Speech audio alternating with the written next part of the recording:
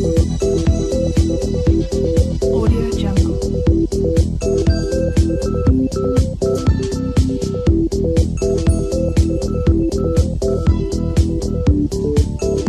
Jungle. Audio Jungle.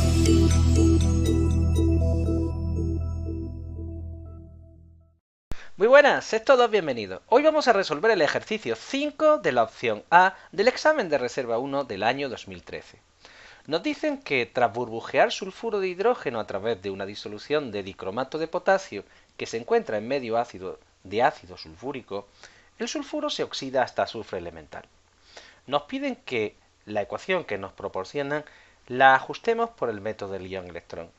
Fijaros que lo que nos están pidiendo es que en este caso concreto nosotros la ajustemos teniendo en cuenta que se trata de un proceso redox, es decir, de oxidación-reducción. El primer paso será escribir nuestra ecuación y señalar aquella especie que está cambiando su número de oxidación. Fijaros que yo solo señalo aquellas especies que van a intervenir en el proceso. En este proceso para nosotros nos tiene que ser llamativo el azufre y el cromo. Así, como podéis ver, el azufre se oxida, puesto que pierde 2 electrones. Pasa de tener número de oxidación menos 2 a número de oxidación 0. Y por tanto, se dice que es el agente reductor.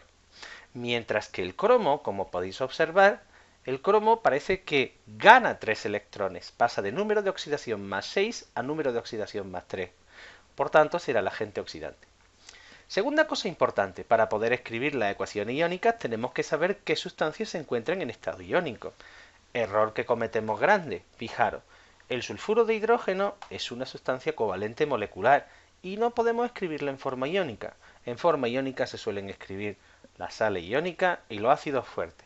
Sustancias que vemos así rápidamente, pues fijaros, el dicromato de potasio, el ácido sulfúrico, el sulfato de cromo 3 y el sulfato de potasio. Estas serían las especies iónicas, el resto no lo podemos. Por tanto, cuando nosotros empecemos a ajustar las ecuaciones o las semirreacciones iónicas, tenemos que gastar mucho cuidado. En primer lugar, fijaros que nosotros no podemos poner el anión sulfuro, sino que tendremos que escribir el hidrógeno, ¿vale? El sulfuro de hidrógeno, perdonad. Y por tanto, el sulfuro de hidrógeno, el azufre que tiene número de oxidación menos 2, pasará a azufre elemental. ¿Qué habrá pasado con esos dos protones? Pues bueno, pues se habrán liberado como protones en el proceso. Siguiente, vamos a la siguiente especie, el dicromato de potasio. Pero a nosotros solo nos interesa el anión dicromato. El potasio nosotros diríamos que en disolución están separados y no solo nos interesa la especie iónica. Fijaros que a partir del ion dicromato lo que se obtiene es ion cromo. Otro error muy común es seguir escribiendo el sulfato de cromo, el sulfato de cromo 3. ¿Cuál es el error? Pues no darnos cuenta de que se trata de una sal y que no la hemos puesto en forma iónica. El catión iría de forma independiente. Una vez que llegamos aquí, lo primero que debemos de recordar es que antes de ajustar los oxígenos, lo primero que tenemos que hacer nosotros es ajustar los átomos que están cambiando su número de oxidación. Fijaros que en el dicromato tenemos 2 átomos de cromo y solo aparece como un ion cromo 3. Por tanto, lo primero que hacemos es ajustar el cromo. Ya tenemos el número de átomos de cromo a ambos lados de la ecuación. Recordar que se tiene que cumplir la ley de la conservación de la materia. Seguidamente vamos a intentar ajustar los átomos de oxígeno. Para ello tenemos que recordar que existen dos procesos, o en medio ácido o medio básico. Así que lo primero que hacemos es volvemos otra vez a la ecuación y buscamos en qué medio se está llevando a cabo la reacción.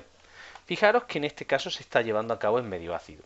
Cuando nosotros ajustábamos ecuaciones en medio ácido, los oxígenos se añadían o se ajustaban de la siguiente manera.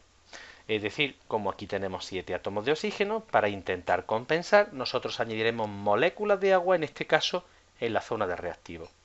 ¿Cuántas moléculas de agua? 7. Pero, al introducir 7 moléculas de agua, como podéis observar, lo que estamos es cambiando el número de átomos de hidrógeno dentro de esta semirreacción. Por tanto, para compensar, meteremos 14 protones en la parte de reactivo. Hasta aquí ya tendríamos lo que sería la ley de la conservación de la materia. Pero tenemos que tener en cuenta si el proceso está siendo eléctricamente neutro. Y por tanto, Como hemos dicho hasta ahora, el azufre perdería 2 electrones. Sin embargo, en este caso, el proceso de reducción implicaría 6 electrones. Paramos un segundo.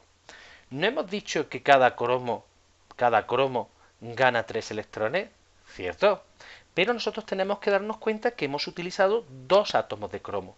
Por eso en el proceso, como podéis observar, hemos tenido que multiplicar el número de electrones que intervienen en el proceso por 2.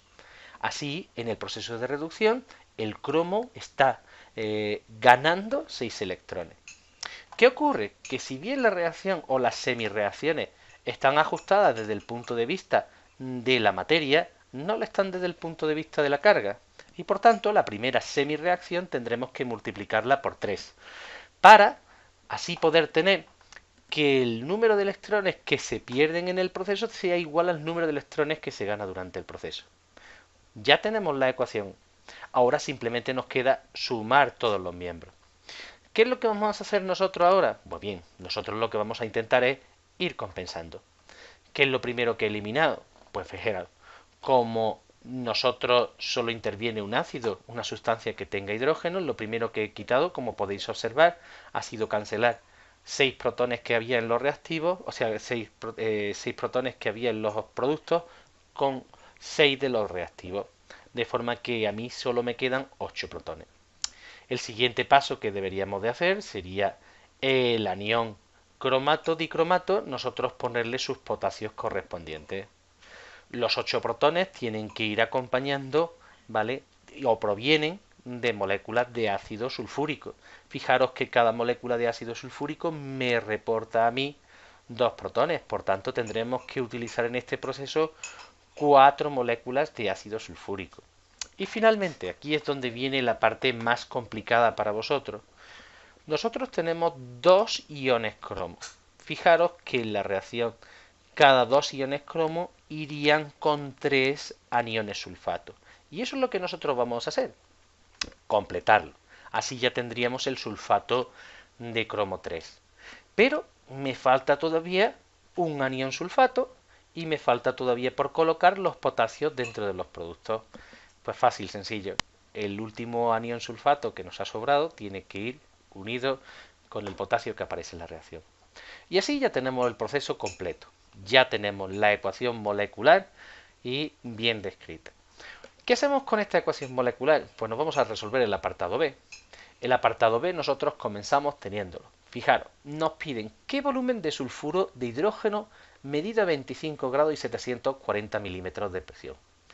Claro, lo que tenemos que tener claro es que cuando nos dan estos dos datos tenemos que asumir que el sulfuro de hidrógeno viene como un gas. Y lo que nosotros tenemos para determinarlo es que se han usado 30 mililitros de dicromato. Nosotros no podemos pasar de volumen de dicromato a volumen de gas de forma directa.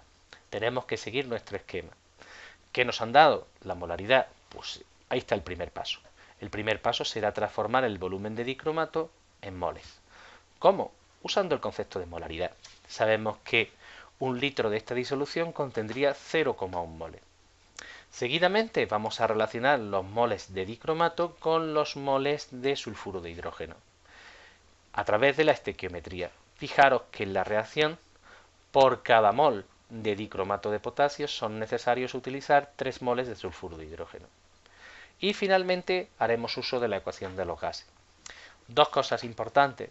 Como nos proporcionan la presión en milímetros de mercurio, lo primero que tendremos que hacer será transformarla en atmósfera. Por eso viene un poco más grande. Fijaros que yo he introducido aquí en la ecuación de los gases, como podéis ver, la ecuación de los gases siempre es presión por volumen es igual al número de moles por la constante de los gases ideales y por la temperatura. Así, lo que nosotros tenemos es que habrán reaccionado exactamente con 30 mililitros de dicromato de potasio 0,225 litros de sulfuro de hidrógeno en estado gaseoso. Y con esto tenemos terminado el ejercicio.